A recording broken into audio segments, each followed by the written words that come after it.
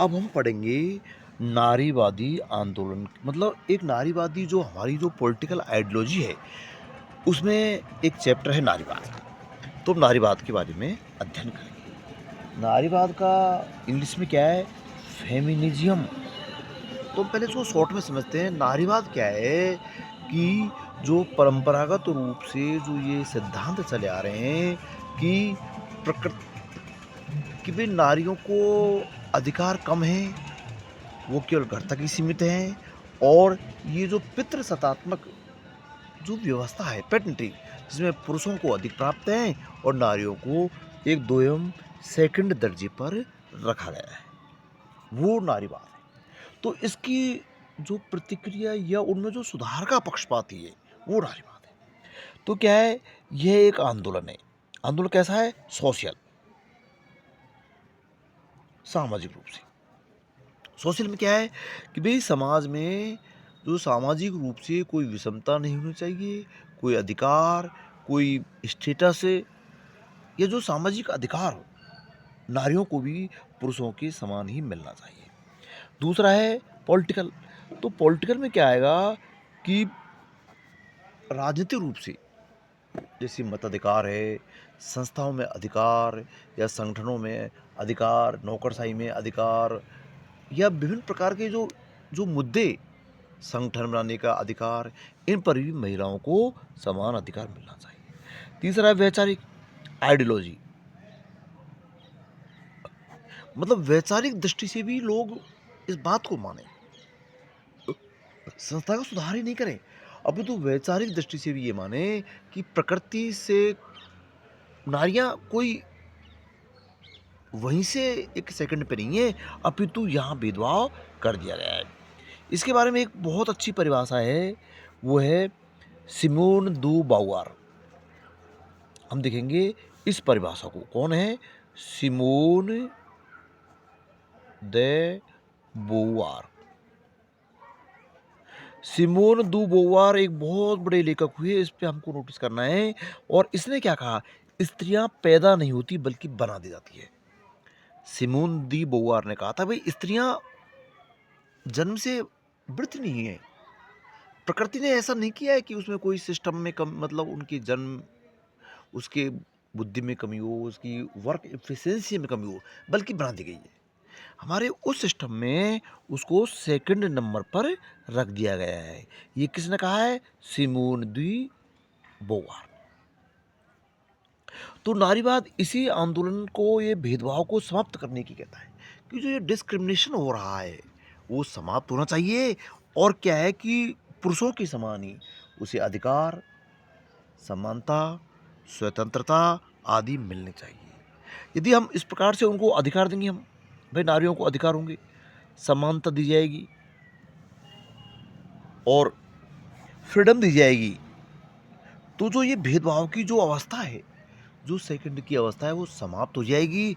और क्या मिल जाएगा? महिलाओं को इक्वलिटी मिल जाएगी, समाज में विकास के उचित अवसर प्राप्त होंगे। ये नारीवाद है। तो ये इसका सार है कि इस प्रकार के सिस्टम को, जो ट्रेडिशनल सिस्टम आ रहा है, उसको समाप्त करना, और नारियों को समान अधिकार, स्वतंत्रता, समानता की दृष्टि से देखना, उनके इश्यूज पर उनको संरक्षण अपनाना, जिससे जो परंपरागत व्यवस्था है वो समाप्त हो सके। अर्थात मान दोबारा हम उसको डिटेल देखें तो वो क्या कहता है? जो लैंगिक असमानता है, जो सेक्सुअल जो इनइक्वलिटी है, उसको समाप्त होना चाहिए, भेदभाव समाप्त होना चाहिए, और जो शोषण किया जा रहा है समाज में, एक्सप्लोशन किया जा रहा है, वो भी समाप्त होना चाहिए।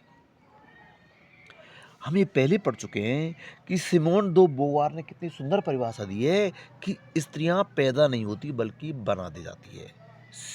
सिमोन दी बोवार। अब यदि हम उसको व्यापक रूप में देखें, आधुनिक अर्थ में देखें कि नारीवाद क्या है, कि महिलाओं के अधिकार, स्वतंत्रता, समानता, विकास के लिए किए जाने वाले आंदोलन। मतलब उसमें दो बातें आएंगी। यदि मॉडर्न अर्थ में देखें तो एक तो क्या है, नारीवाद में क्या है?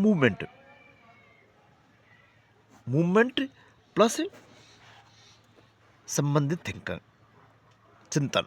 थिंकिंग,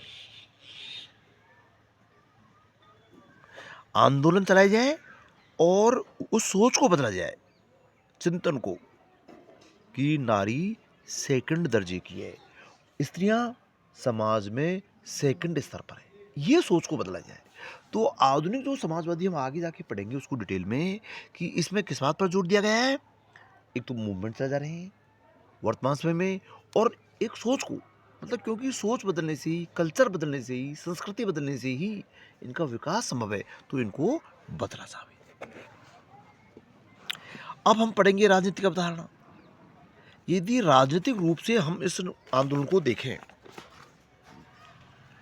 पॉलिटिकल, मतलब वैसे इसका आंदोलन बहुत व्यापक होता है, पॉलिटिकल रूप से, सोशल, इकोनॉमिक, आइडियोलॉजी, वैचारिक, सभी रूप में नारी के अधिकारों की सुरक्षा होनी चाहिए, उनके अधिकार बदले जाएं। पर पॉलिटिकल रूप से हम देखे जाएं तो ये मानता है भी नारियों को वोटों के अधिकार हो, नीति निर्माण में भूमिका हो। यदि ऐसा दिया जाएगा तो क्या क्या होगा, कि जो जो परंपरागत जो असमानता चली आ रही है, जो भेदभाव है, जो डिस्क्रिमिनेशन है, जो शोषण है, वो अपना आप मिट जाएगा। मतलब राजनीतिक अवधारणा तो किस पर सीमित है, मात्र वोट देने के अधिकार पर सीमित है। यदि नागरिकों को राजनीतिक अधिकार, वोट देने के अधिकार प्राप्त हो जाएंगे, तो वो सभी प्रकार के भेदभाव, शोषण मिट जाएगा। तो वोट का राइट को हम देखें यदि क्रमबद्ध रूप से, तो सर्वप्रथम तो 1893 में न्यूजीलैंड में दिया गया।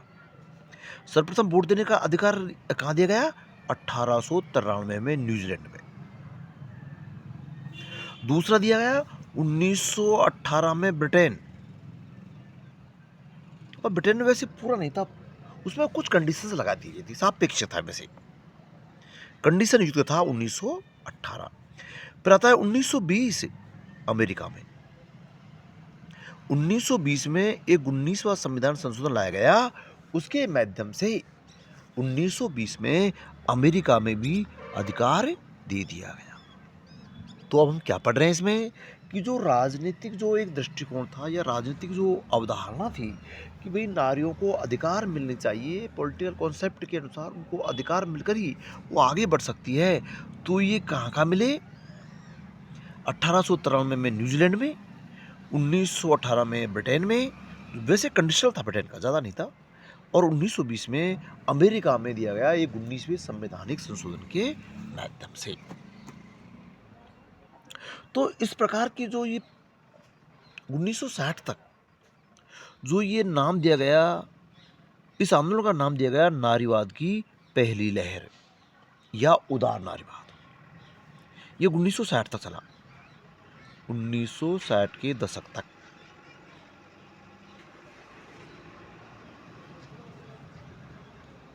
उन्नीस सौ 1960 के बाद में तो दूसरी लहर चल पड़ती है, अर्थात ये मताधिकार, संस्थाओं में अधिकार, संगठन में अधिकार, विभिन्न अधिकार, उनको जो अधिकार दिए गए, उसका क्या नाम दिया गया?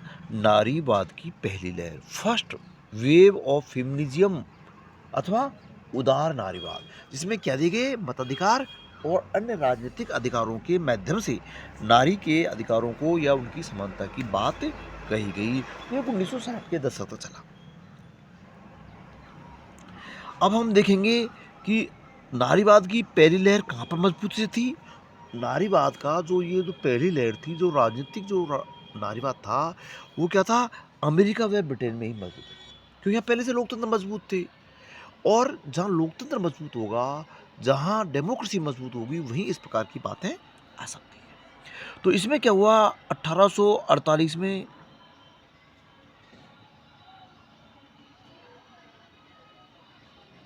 एक सैनिका फाल्स सम्मेलन हुआ था।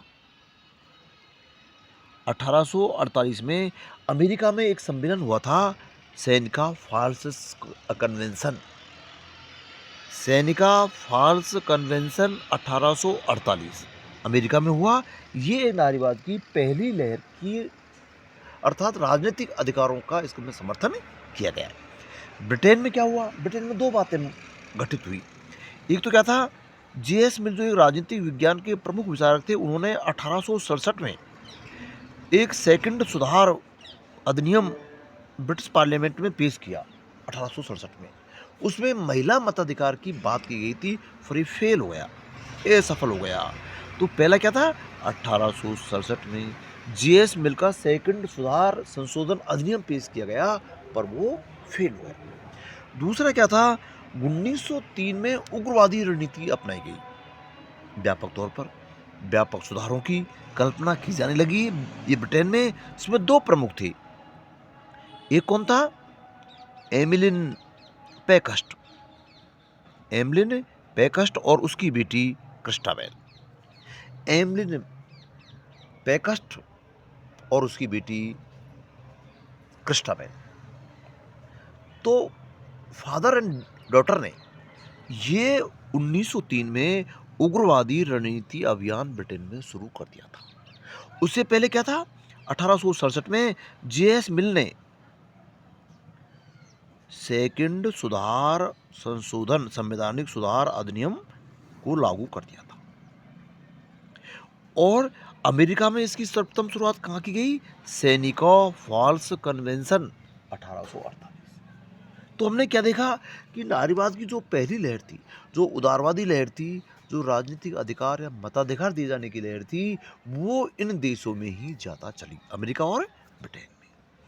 इसके अतिरिक्त हमको एक महत्वपूर्ण बिंदु पर और ध्यान देना है कि आधुनिक जो नारीवाद का जो चित्रण हुआ सर्वप्रथम वो कहाँ मिलता है, जिसमें नारी के अधिकारों की बात पहली बार की गई कि ये भेदभाव समाप्त होना चाहिए, उनको अधिकार मिलना चाहिए। उसका पहला चित्रण कहाँ हुआ था, मेरी वोलस्टोनक्रॉफ्ट, मेरी मेरी वोलस्टोनक्रॉफ्ट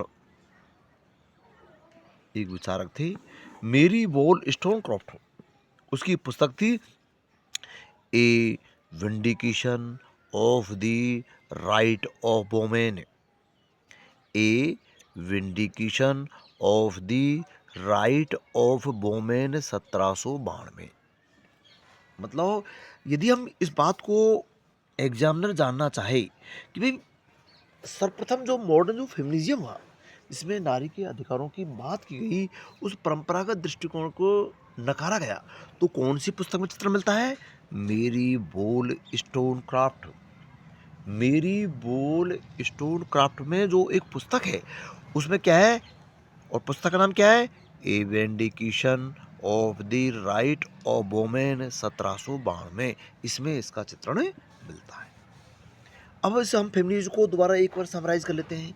नारीवाद मीन्स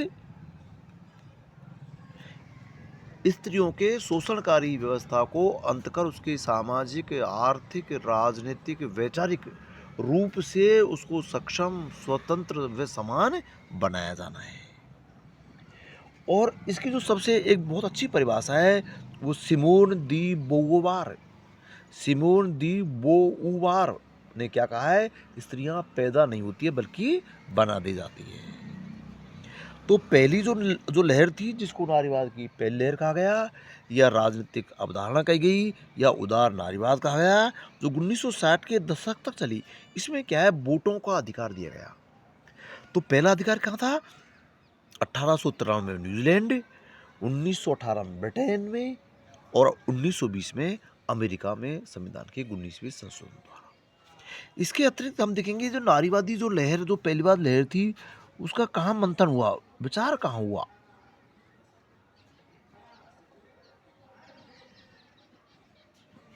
अमेरिका में 1848 सैनिका फॉल्स कन्वेंशन, और ब्रिटेन में 1867 में जेएस मिल द्वारा एक सेकंड सुधार अधिनियम महिलाओं के मताधिकार के लिए पेश किया, वो फेल हो गया। और 1903 में उग्रवादी रणनीति एवं अभियान जो शुरू किया गया एक डॉटर और एक फादर के द्वारा, एमिलिन पैकस्ट, एमिलिन पैकस्ट और उसकी बेटी क्रिस्टाबेल, क्रिस्टाबेल और एमिलिन पैकस्ट के द्वारा इस प्रकार के आंदोलन की शुरुआत की गई।